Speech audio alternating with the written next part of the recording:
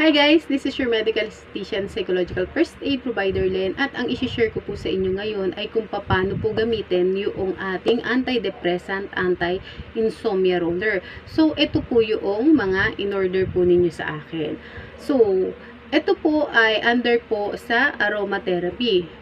So, sa mga nagtatanong po, paano siya naging antidepressant, paano siya naging anti-insomnia. So, pag sinabi pong antidepressant and anti-insomnia, most of the time, yung insomnia at yung depression po, as psychological first aid provider, is meron po yung pinagmumulan.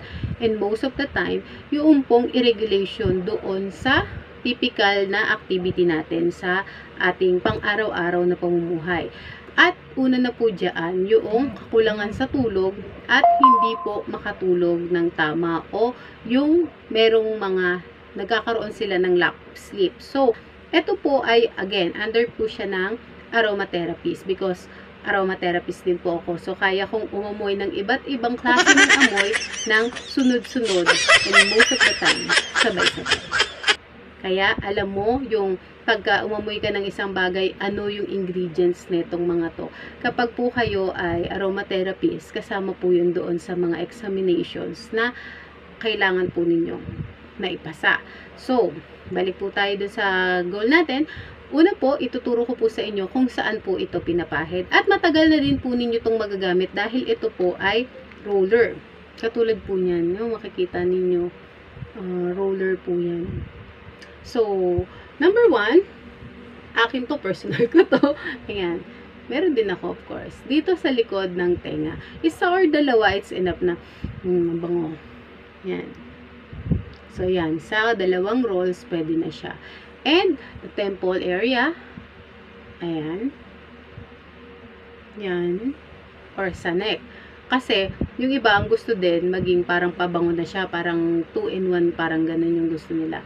So, pwedeng ganito, pwedeng ganito, or pwedeng that lang, in 3 area. So, yun.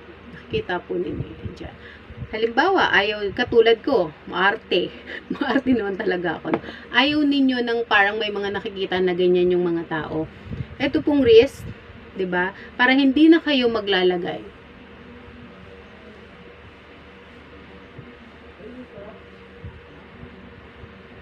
Ganun po ang gawin nyo. Halimbawa yan, nakaganyan lang. Pwede po ninyong wrist din yung gamitin ninyo. And then, yan. So, may mga nagtatanong, pwede ba yan ipahid sa may ilong? Again po, dough, organic, natural, and agarwood with botanical extract yung mga ginamit ko dito. Walang halong chemical.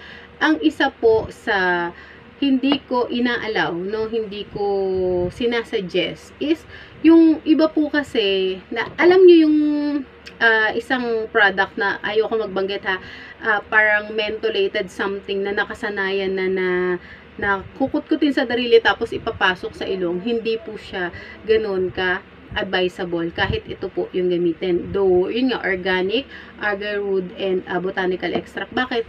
Because yung nose po natin, dahil nga din po nasa derma ako, ang aking expertise is yung aesthetic pagdating po sa balat ng tao. May background po ako sa anatomy. Meron po kasi sa loob natin yung mga hair. At the same time, meron po yung sarili niyang mucus, no? Yung mga nagpapadulas doon. Kapag po yun is na over dry or over moisturized, magkakaroon po ng imbalances doon.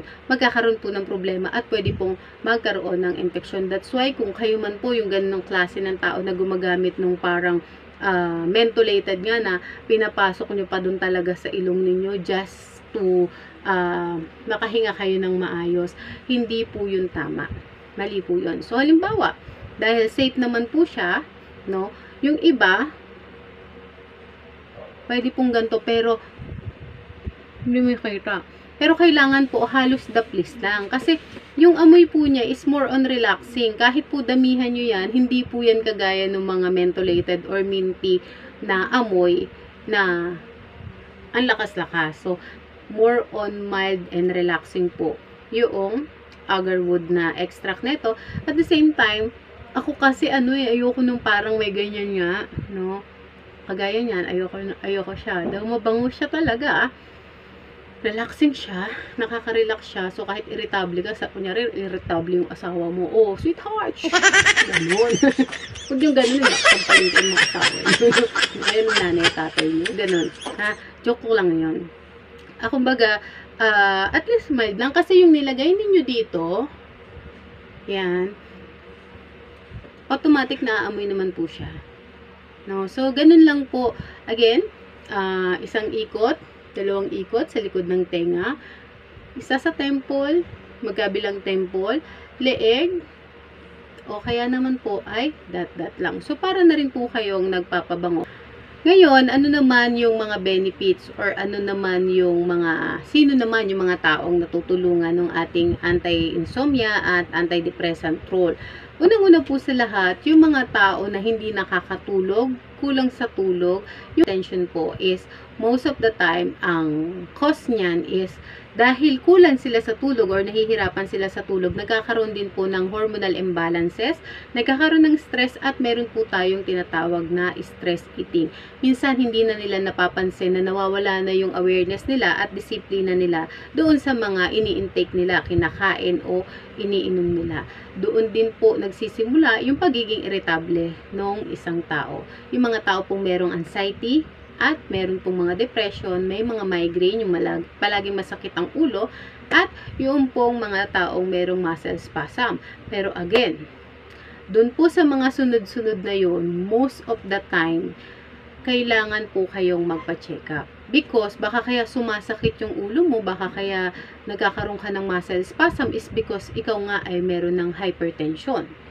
So, meron po tayong tinatawag na hypertensive pero anemic po sila. Ha? Ibig sabihin po dahil sa kakulangan ng tulog nila, nagkakaroon din po ng imbalances yung kanilang hemoglobin doon sa dugo ng tao. Kaya po kailangan laging magkaroon ng check-up sa inyong mga family physician o kaya naman po sa inyong mga general practitioner sa ating pong mga doktor.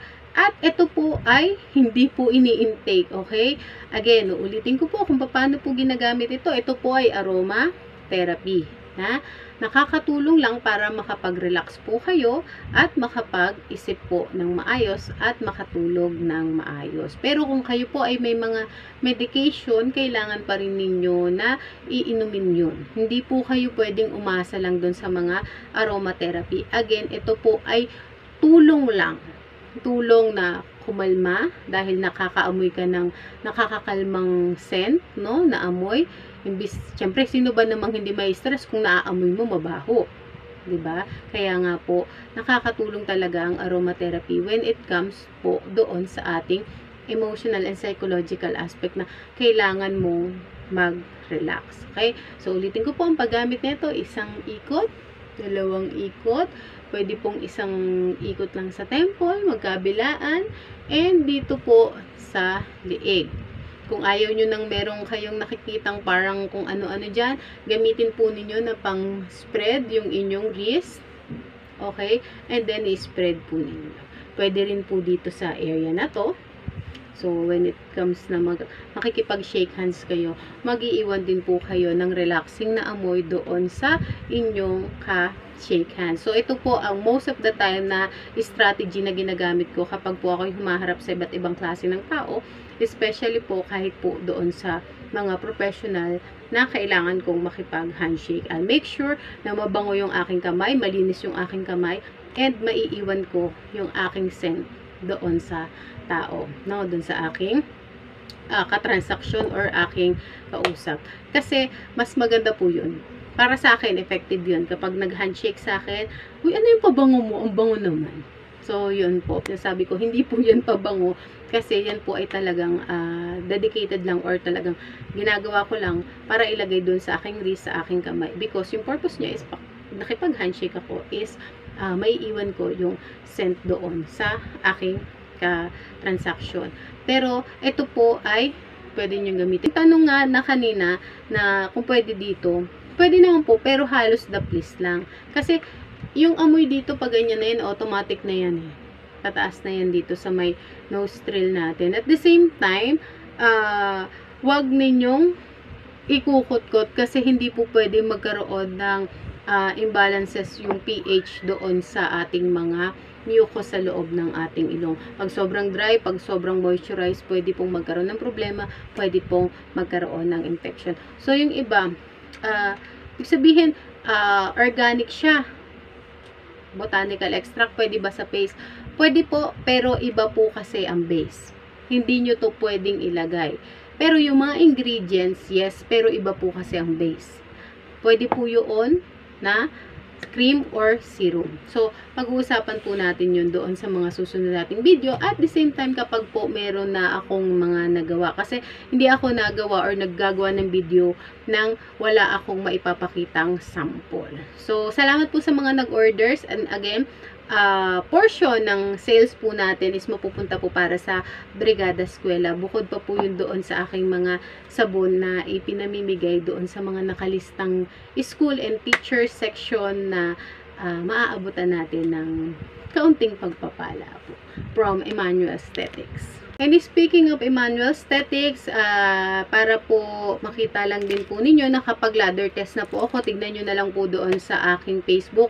At si Ellie Boy po ang ating model kasi pag oatmeal talaga ang pinag-usapan, lalo na lately nung puro agarwood yung aking mga ginawang sabon, hindi po talaga yan magpapatalo kasi baby pa nga lang po siya.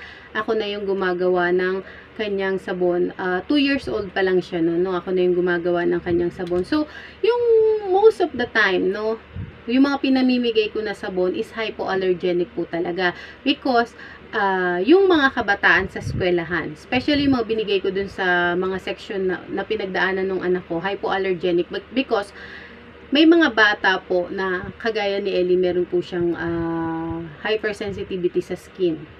Yung ibang bata doon, nakikita ko na parang medyo meron silang mga skin diseases, no? Na may mga kati-kati sa balat, meron mga sobrang dry yung skin. So, the safest from baby to the oldest is the hypoallergenic products. Pero, alam natin na kapag sinabi mong hypoallergenic products, organic with botanical extract, ito po ay mahal. Which is totoo naman, but I don't mind. Because, yan naman po ay ako na ang gumagawa. At the same time, meron dun sa school, yung garden nila teacher ko nung ako ay elementary, dyan din kasi nga ako graduate, palagi ko naman yung sinasabi, no, hihingi lang ako, sir, gusto ko to, pengi ako neto. Minsan kahit wala si sir, basta nandun si Manong, kuya, pengi ako dyan, ganun lang ako doon. Pakalat-kalat. Pakalat-kalat ako sa school namin. So, kukunin ko lang yung mga natural ingredients. And then, after 30 minutes, it's soap na. Sabon na po yan. Ano? So, unahin ko po yung ipamimigay ko doon sa mga school at sa mga kaibigan kong teacher, doon sa iba kong patient na teachers, no, is the hypoallergenic oatmeal soap with dual moisturizing effect. Bakit dual? Because yung oatmeal itself is hypoallergenic and moisturizer na po siya talaga. Ngayon, nilagyan ko pa po siya ng moisturizer. So, yung moisturizer na nilalagay ko, ang tanong nila, chemical based ba yan or natural? Natural po lahat ng ginagamit ko dahil hindi po pwede kay Ellie na ang chemical. Because nagsusugat po yung skin niya. So, yun ang ano. Siguro dahil nilagay ako ni Lord sa derma yung anak ko, parang feeling bayat mayaman, ganun. Ako kahit ano lang gamitin ko, okay lang sa akin. Pero kasi syempre, anak ko yan kaysa isang anak ko yan, no? So, talagang kailangan ingatan. At the same time, kung magbibigay ka lang, diba, sabi sa Bible, kung meron kang gagawin, lahat, iinom ka, kakain ka, uupo ka, tatayo ka, magsasalita ka, do it for the glory of God. So, sa Colossians po yun. Ano? So, may mga principle ako sa buhay na hindi ko siya basta principle. Nung nakilala ko yung Panginoon, doon ko siya ibinase. Ito yung tatayuan kong prinsipyo because ito yung salita ng Diyos. So, yun po ang ating mga ibibigay sa mga bata. So, bata man po ang gumamit nito o matanda or yung bata man or teacher ang gumamit nito, I'm very thankful to God na naging channel of blessing tayo. Hypoallergenic, dual moisturizing effect na oatmeal soap. So, ayan po. Ang scent po niya is natural scent ng organic oatmeal. Ayan. Ladder test. Ang bango. So, ang ladder test po, pwede nyo pong makita doon sa, ano ko, sa aking Facebook. Anak, teka, papakuha po ako kay Ellie para pwede po nating ma-ladder test ito. Kunin mo yung bilog na oatmeal soap o kaya yung puso. Pero mas maganda yung bilog na lang, tapos pahingi ako dito ng tabo. So, yun. Yun po yung gagawin natin. Kahit na meron na tayong, yes po, opo. Kahit na meron na tayong tawag dito, ladder test, mas maganda pa din po na konting oras lang naman yun. Pakibilisan please. So, pwede po tayong ladder test dito mismo. And, ayun po ha, ito yung ila-ladder test po natin because yung formulation nito, isang formulation lang po doon sa ila-ladder test natin. At, noong mga nakaraan po, ako po ay gumawa na din ng mga ibang sabon, diba? So, si Ellie, nakakita siya noong mga bagong gawa ko. Nagkaroon nga kami ng mga sample-sample. So, wala na, ayaw niya na yung mga ganito kalalaki. Kasi nga, syempre, yung iba, nakikitan sa, ano, ito naman ay sulfur, oatmeal with rosemary soap. At the same time, okay, napag mo na. Ayan. Tapos, kuha mo ko ng isang, pampunasan ko. Ayun na lang pala. So, ito po yun. Ito yan, same po sila, ha.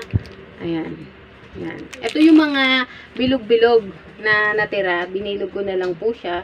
So, ayan, nakabasa na. At the same time, ayan. Ay, basa. Nakakin na yan. Ay, nalaglag. So, hindi po ito masyadong mabula na sabon. No? Pero mabango naman siya. Na hindi naman sobrang bangong-bango. Natural scent lang siya. Mild scent lang. Ayan. Ganyan lang siya. So, para po, ito po yung sinasabi ko na parang Cetaphil effect. So, nandito kasi sa baba yung, parang water niya na, So, ayan. Yan lang siya.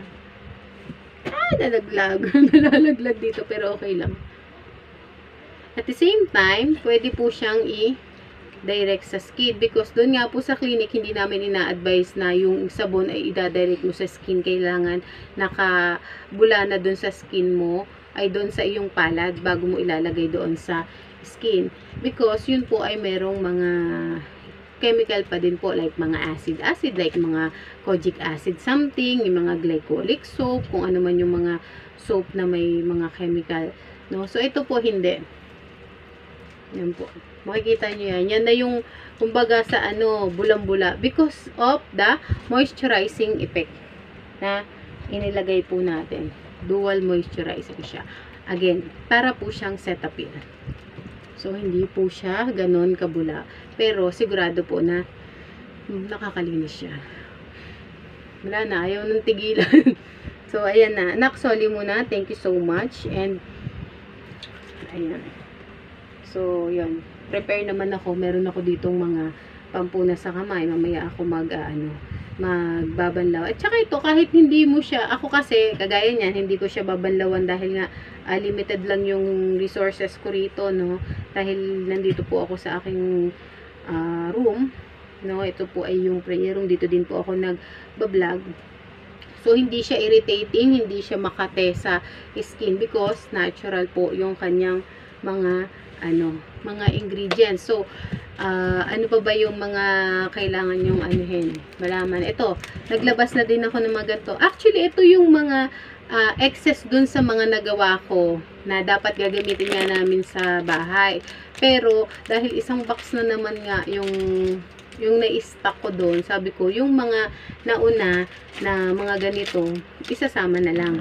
Para at least mas madami tayong maibigay. So, kung naaalala nyo yung Jail Ministry, gumawa ako ng mga sulfur soap na ganito. Ito ay hindi sulfur, ito ay agarwood. Ito ay oatmeal sulfur with rosemary. Ito ang pure sulfur. Ito yung pure na agarwood. Ayan po. Ayan siya. So, kung kanino mapunta to, swertihan na lang. Pero ito ay hindi po siya scented kasi nga pure agarwood siya, no? So, yung extract ng agarwood. Amoy agarwood din siya, pero ayan, hindi ganun ka lakas kasi lahat talaga ng ko is more on more on miles. Napakisoli ito dun sa mga sa karton nung para sa Brigada Eskwela, ha. Yan. Ayusin mo, ha. Oh. Tapos, ito naman yung late kong ginawa na oatmeal, agarwood, and honey. Kaya iba yung kanyang itsura. Medyo yellow siya. No? So, meron ng may-ari nito. Kaya, hindi ko siya pwedeng isama doon. At, yun po, kung gusto po ninyong mag-order ng ating anti-insomnia and antidepressant roller, pwede po kayo mag-order. At pwede din po kayo magpa-customize kung gusto ninyo ng medyo mas minty yung amoy or merong menthol, pwede po. Ha? Kailangan advance lang po dahil ito po ay meron ng may-ari. Tapos, pakita ko pala sa inyo, yung nakikita ninyo na yan, na mga green, yan po yung agarwood extract. No? So, visible po na makikita ninyo. And yun lang ang ating review for tonight. At least natapos ko na din ang aking study. Pakisole, dali, dahan-dahan. And kaya tayo nakaganito. Pero pag typical na hindi naman formal, kung ano na lang ang nandyan, pwede na. Pero may mga pagkakataon kasi, especially kapag ikaw ay continuous ang iyong learning, meron talaga mga required na dress code. That's why may kaartehan tayo paminsan-minsan. Nakito pa. At yun lang guys, and I hope na enjoy po ninyo. God bless. At again, some portion ng ating sales is mapupunta po para sa Brigada Eskwela, and meron po tayong feeding program. Nagpapa-feeding program po tayo sa school, at syempre yung konting support para doon pa po sa mga atleta na ating hindi ko naman sila laging sinusupport, no? Kapag kailangan lang nila. Kumbaga ako ay backup plan lang nila. backup plan lang tayo ng ating mga atleta. So, naiintindihan ko because naging atleta din ako nung ako ay bata pa. Ang brother ko is also athlete ng Pilipinas. Ang aking bunsong kapatid ay atleta din. So, naiintindihan namin yung ganong sitwasyon.